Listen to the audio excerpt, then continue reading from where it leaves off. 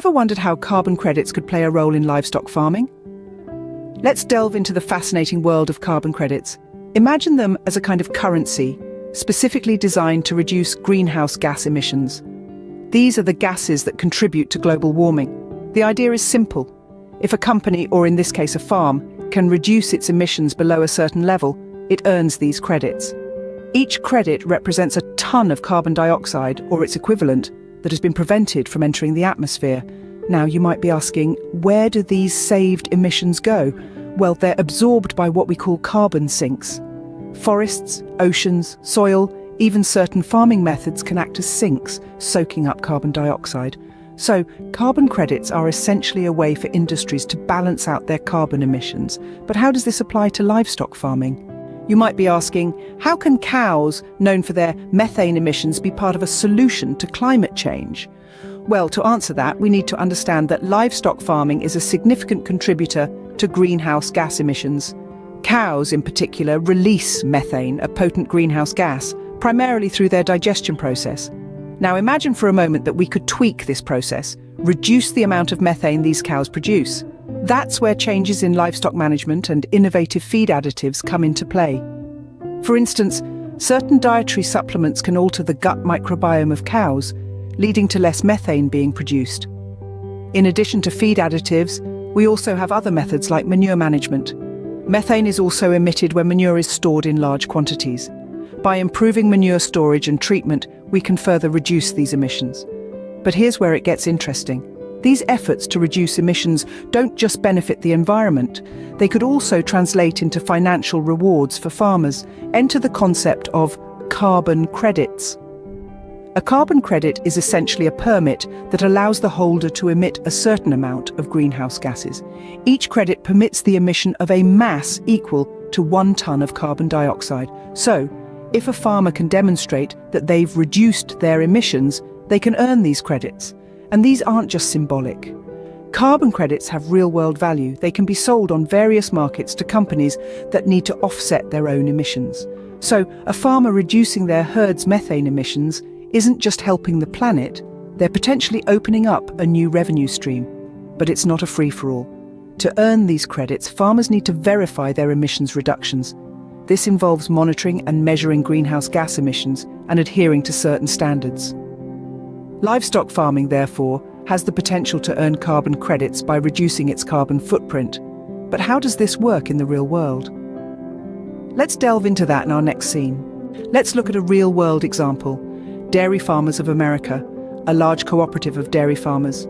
This cooperative, despite its name, is a massive corporation that oversees approximately 11,000 different dairy farmers.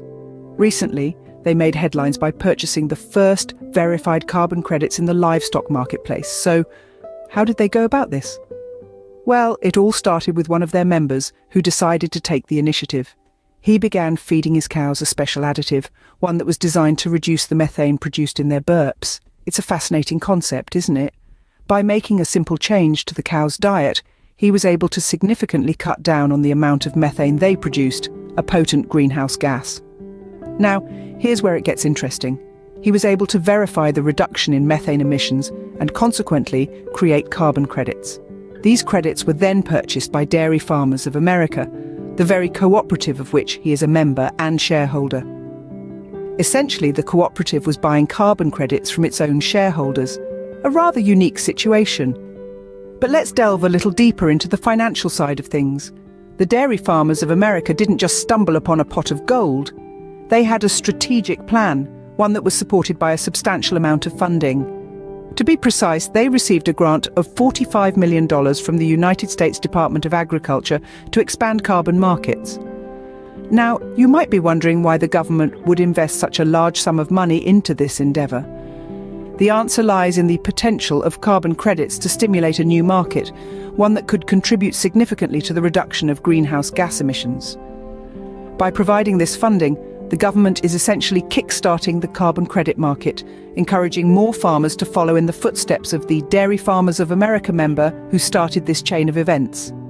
It's a clever strategy, isn't it? By incentivizing farmers to reduce their greenhouse gas emissions, the government is not only fighting climate change, but also helping to create a new revenue stream for farmers. It's a win-win situation, but of course this is just the start. The carbon credit market is still in its infancy, and there's a long road ahead before it becomes a fully fledged part of the agricultural industry.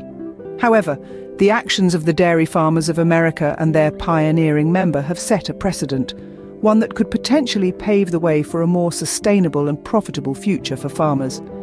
This case demonstrates how carbon credits can create a new revenue stream for farmers. But what's driving this market? The USDA is playing a significant role in creating a market for carbon credits in agriculture. A prime example of this is their generous grant of $45 million to dairy farmers of America. What's the purpose of this funding, you ask? Well, the goal is twofold: to encourage the reduction of greenhouse gas emissions and to foster the development of carbon markets in the agriculture sector. Here's how it works. The USDA grant is being used to incentivize farmers to adopt practices that reduce methane emissions from their livestock. One such practice involves feeding cows a special additive that reduces the methane in their burps. The reduction in emissions is then verified and converted into carbon credits. These credits can be sold on the carbon market, providing additional income for farmers while also contributing to the fight against climate change. But the USDA's involvement doesn't stop there. The grant also supports the development of technologies to measure these emissions accurately. This is crucial because accurate measurement is the foundation of a robust and reliable carbon credit system. Moreover, the USDA is investing in the creation of a carbon market infrastructure. This involves building systems and platforms where carbon credits can be traded. Think of it as a stock market, but instead of buying and selling shares of companies, participants are buying and selling the right to emit carbon dioxide. This government support is not just about throwing money at a problem, it's about investing in a solution that benefits farmers, the environment, and the economy. It's about recognizing the potential of agriculture to be part of the solution to climate change.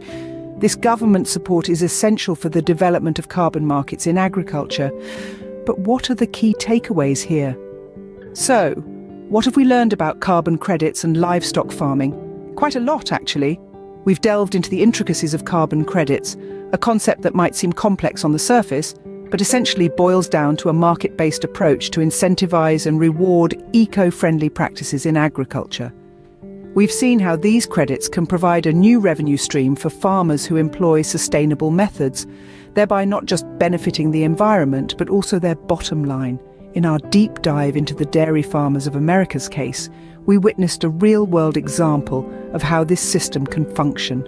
A farmer, by simply adjusting the feed of his cows, was able to reduce methane emissions, verify this reduction, and thereby generate carbon credits.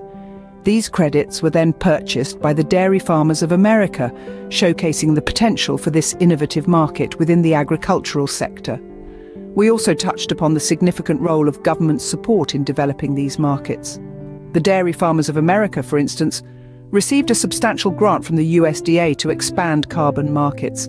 This kind of backing is crucial, as it not only provides financial support, but also validates the importance of these initiatives.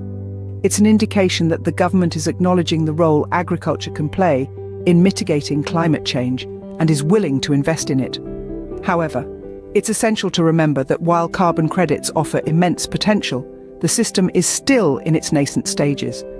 There are kinks to be ironed out, and it's necessary for all stakeholders, farmers, corporations, and governments, to work together to ensure the system is fair, transparent, and truly beneficial to all involved.